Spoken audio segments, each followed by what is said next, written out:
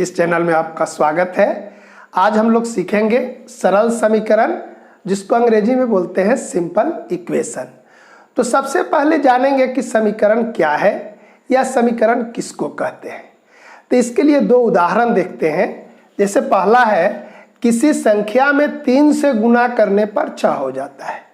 कोई संख्या है जिसमें 3 से गुना करेंगे तो क्या लिखेंगे कि संख्या गुना 3 तो कितना हो जाता है, वो हो जाता है 6। तो ये बराबर का चिन्ह का क्या मतलब हुआ कि अगर हम किसी संख्या में 3 से गुना करेंगे तो 6 के बराबर होगा। यही इसका कहने का अर्थ हुआ। अब संख्या को अगर हम कुछ मान लें, मतलब कि वेरिएबल कुछ अगर दे दें, तो अगर यहाँ देते हैं x गुना 3 बराबर 6, इसको ऐसे लिखेंगे 3x बराबर 6। तो यह हुआ एक समीकरण। आई बात समझ में? नहीं? देखिए दूसरा उदाहरण देखते हैं कि किसी संख्या में 2 से गुना करने पर, तो किसी संख्या में पहले 2 से गुना कीजिए। तो इसमें जैसे 3 से गुना किए थे, ठीक वैसे ही लिखेंगे संख्या और गुना करेंगे 2 से। किसी संख्या में 2 से गुना करके 4 जोड़ने पर 4 जोड़ देते हैं, तब 10 हो जाता है। लिखे बराबर 10। देखिए किसी संख्या में 2 से गुना करके 4 जोड़ने पर, तो संख्या क्या है मान सकते हैं। जैसे हम x, y, a, b कुछ भी मान सकते हैं। तो हम यहां लिखे x गुना 2 जोड़ 4 बराबर 10। तो इसको ऐसा लिखे 2x प्लस 4 इक्वल टू 10। तो यह एक सरल समीकरण हुआ। इसके पहले जो लिखे 3x इक्वल टू 6, वह भी समीकरण हुआ। कुछ बात आई समझ में कि हम एक कंडीशन दे रहे हैं कि ऐसा करने पर ऐसा होगा। आई बात समझ में कि इस प्रतिबंध को ही समीकरण कहते हैं। एक तरह का गणितीय प्रतिबंध है, मैथमेटिकल कंडीशन है। इसका उदाहरण यहां पर जैसे दिए कि कोई संख्या है, तो संख्या में 2 से गुना किए और 4 जोड़ दिए, तो कितना हुआ 10। तो अगर संख्या में से हम 4 घटाएंगे तो कितना होगा, बोलिए 10 में से 4 गया 6। तो 6 अब कितना है, किसी संख्या का दुगुना है, यानी 3 का दुगुना करेंगे तो कितना होगा 6, उसमें 4 जोड़ेंगे तो कितना होगा 10। तो इस समीकरण का हल हुआ x बराबर 3, यानी 3 में 2 से गुना करेंगे तो कितना होगा 6, 4 जोड़ेंगे तो कितना के बराबर होगा 10 के। तो ये कंडीशन था और ये उसका कंडीशन का पूरा कर रहा है। कौन? x बराबर 3। तो यह कहलाएगा हल और यह कहलाएगा समीकरण। स्पष्ट है कि समीकरण क्या है, एक प्रतिबंध है। हल क्या है, जो उस प्रतिबंध को संतुष्ट करता है। तो अभी बताए कि समीकरण एक गणितीय प्रतिबंध है और जो संख्या इस प्रतिबंध को संतुष्ट करती है उसे उस समीकरण का हल कहते हैं। जैसे 2 लगातार सम संख्याओं का जोड़ 14 है। यहां पर क्या कंडीशन है कि सम संख्या होना चाहिए। कैसा? लगातार। तो अगर पहली संख्या x होगी तो दूसरी संख्या क्या होगी x प्लस 2।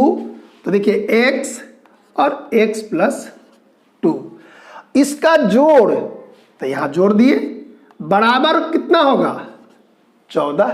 तो यही था कंडीशन और इस कंडीशन को हम गणित में व्यक्त कर दिए। कैसे? वेरिएबल और कांस्टेंट की सहायता से। अब इसको सरल कर लेते हैं। तो क्या होगा 2x प्लस 2 बराबर 14। तो यह हो गया समीकरण। आई बात समझ में? अब खोजिए संख्या को कि उसमें 2 से गुना करें और 2 जोड़ेंगे तो 14 होगा। खोजेंगे, 4 लेंगे, 5 लेंगे, 6 लेंगे, तो क्या देखते हैं कि 6 गुना 2 कितना हुआ 12 और 2 14। तो इस समीकरण का हल क्या हुआ? इस समीकरण का हल हुआ x बराबर 6। 6 में 2 से गुना किए 12, जोड़ दिए 2, 14। तो ये हुआ समीकरण और ये हुआ हल। देखिए फिर है, किसी संख्या में 4 से भाग देने पर 3 होता है। किसी संख्या में, तो मान लीजिए कि x संख्या है, तो इसमें भाग देना है किससे? 4 से, तो भाग दे दिए 4 से। कितना होना चाहिए? 3। तो देखिए ये हो गया, उस कंडीशन को हम लिख दिए वेरिएबल और कांस्टेंट की सहायता से, तो ये हो गया समीकरण। अब संख्या खोजिए कि किस संख्या में 4 से भाग देते हैं। तो अगर 8 में 4 से भाग देंगे तो कितना होगा? 2, और 12 में 4 से भाग देंगे तो कितना होगा? 3। तो इसको लिखेंगे x बराबर, बोलिए 12। ये क्या हुआ? इस समीकरण का हल हुआ। देखिए तीसरा उदाहरण, कि किसी संख्या में से 8 घटाने पर 12 होता है। तो संख्या मान लीजिए कि x है, उसमें से घटाने पर, तो घटाव का चिन्ह देंगे। कितना घटाने पर? 8 घटाने पर कितना होता है? 12 होता है। तो देखिए ये एक समीकरण बन गया। ये क्या हुआ? समीकरण। अब x का मान खोजिए कि x क्या रखेंगे कि उसमें से 8 घटाने पर 12 होता है। तो हम अगर 10 रखेंगे तो कितना होगा? 10 में से 8 घटाएंगे तो 2 होगा। 15 रखेंगे तो 7 होगा। 20 रखेंगे तो कितना आएगा? 12 होगा। तो x बराबर 20 क्या हुआ? इस समीकरण का हल हुआ। तो इस तरह हम लोग क्या देख रहे हैं कि जो भी गणितीय प्रतिबंध है उसको अगर हम वेरिएबल और कांस्टेंट की सहायता से, मतलब चर और अचर की सहायता से जब लिख देते हैं तो ये कहलाता है समीकरण।